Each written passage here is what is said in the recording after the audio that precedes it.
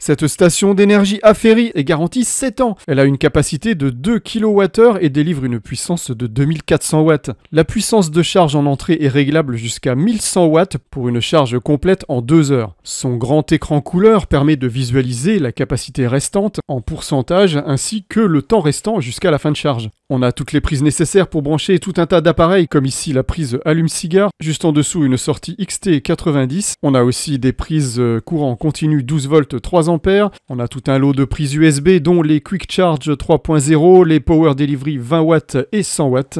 Le petit bouton USB c'est pour alimenter ces prises. Et puis on a une lampe LED avec 3 fonctions, la fonction fixe, la fonction SOS et la fonction stroboscopique. Sur la partie gauche, on trouve la prise secteur pour recharger la batterie et puis la prise XT90 en entrée pour brancher les panneaux solaires grâce au câble qui est fourni et qu'on trouve dans la trappe sur le dessus. On a un rangement pour ranger les câbles, ça c'est vraiment très pratique.